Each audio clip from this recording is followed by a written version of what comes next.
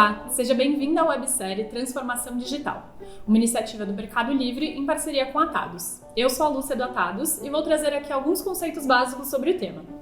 Antes de entendermos como tudo isso se relaciona com o terceiro setor, é importante trazer aqui o que é essa tal de transformação digital. Então vamos lá. Transformação digital é o processo em que organizações como empresas, ONGs e institutos usam tecnologias digitais para solucionar problemas tradicionais, como quedas no desempenho, produtividade, agilidade e eficácia nos processos. De uma forma mais simples, é a jornada que as organizações que foram criadas no mundo tradicional passam para se relacionar com o mundo atual. E isso é crucial para as ONGs se manterem vivas e relevantes no mundo e numa economia cada vez mais digital. Já olhou para a cultura organizacional interna? Quando falamos de transformação digital em uma organização, precisamos entender primeiramente que este é um processo coletivo que parte da transformação de pessoas. A cultura interna de uma organização é o reflexo direto das atitudes e comportamentos das equipes. Dessa forma, entendemos que mudanças individuais e de forma segregada não atingirão o objetivo. E o processo de digitalização que buscamos se baseia num conjunto de atitudes em sinergia para que o movimento seja coordenado e faça sentido a todos. Então, essa transformação deve partir de uma mudança estrutural nas organizações e principalmente cultural das pessoas que constituem essas mesmas organizações. Como assim? A gente explica. Quando você escutou pela primeira vez o termo transformação digital, aposto que logo relacionou a tecnologias complexas, soluções de última geração, certo? Mas estamos aqui para te mostrar que a tecnologia é apenas um meio para chegarmos ao objetivo final. Como uma ferramenta que, ao ser incorporadas rotinas e processos da organização, podem alavancar projetos e resultados.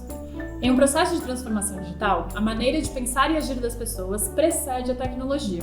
Ou seja, devemos sim adotar novas ferramentas digitais que façam sentido para o contexto da minha organização, mas não iremos alcançar resultados esperados se não houver adesão e adaptação das pessoas envolvidas. A transformação digital é sobre a adaptação da cultura da ONG e da maneira como ela opera para trabalhar com as novas tecnologias. Portanto, uma abordagem centrada nas pessoas é a melhor opção para os projetos de transformação digital, porque são elas que vão colocar este projeto em prática. Essa estratégia é algo que fará parte do cotidiano, e para ter sucesso é necessário criar uma cultura forte de aprendizado e adaptação da equipe. Assim, a ONG poderá mudar de forma organizada e eficiente, e os colaboradores entenderão o que se espera deles nessa transição. Quando a sua organização se ocupa de projetos ou iniciativas para melhorar a performance, aproveitar oportunidades e abordar questões importantes, ela geralmente vai precisar de mudanças nos processos, nos cargos, na estrutura organizacional e nos tipos e usos de tecnologias. Uma mudança tão grande quanto essa precisa não só de liberdade da equipe, mas também da iniciativa dos líderes em desenvolver programas claros de mudanças e implementá-los nas organizações. E quando falamos de mudanças de comportamentos em uma organização que já existe, é importante entendermos que esse é um processo que leva tempo e deve ser feito aos poucos. Um processo de inovação possui algumas etapas, mas gostaríamos de ressaltar aqui a importância da iniciativa dos líderes para que a equipe entenda o valor e aceite o processo de inovação. Existe uma teoria que se encaixa no processo de transformação digital dentro de uma organização, chamada Lei da Difusão de Inovações.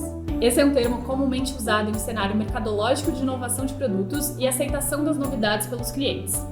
E segundo essa teoria, podemos dividir os clientes em alguns perfis durante esse processo de aceitação.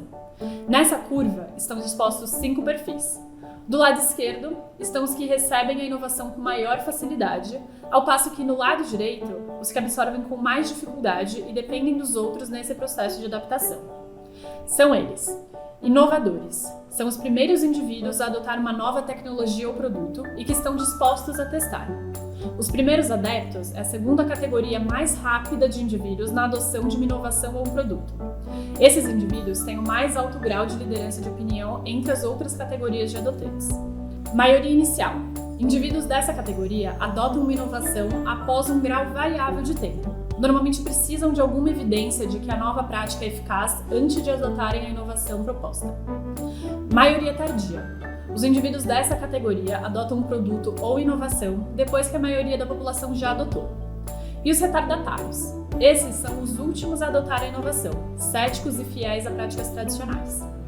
Segundo a teoria, para garantir que uma ação de inovação se concretize, ela precisa alcançar a maioria inicial.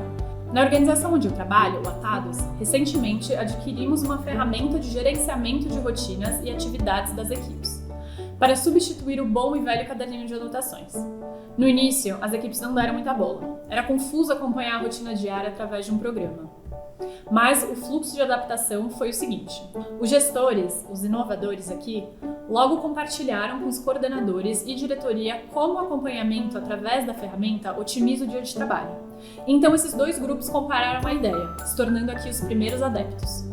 Conforme a ferramenta foi se mostrando eficaz para o seu propósito, as reuniões de atualizações e planejamento de equipes passaram a ser feitas com base nos relatórios emitidos por essa ferramenta. As equipes foram absorvendo o uso das suas atividades diárias e dessa forma se tornaram a maioria inicial. Por último, alguns poucos colaboradores mais tradicionais que apresentaram uma relutância inicial acabaram incorporando a ferramenta de forma orgânica, que foram a maioria tardia. O processo de implementação dessa ferramenta Anotados me mostrou claramente que não basta a liderança impor uma inovação para esperar resultados positivos. É preciso aproximar a equipe, oferecer espaço de aprendizagem, adaptação à rotina e aos processos. Pode te soar estranho no início, mas agora você já consegue ver como a transformação digital não é só sobre tecnologia, e sim sobre pessoas e comportamentos em um mundo digital? Depois desse vídeo, você já consegue identificar oportunidades de adaptação dentro da sua organização? E aí, pronto para começar?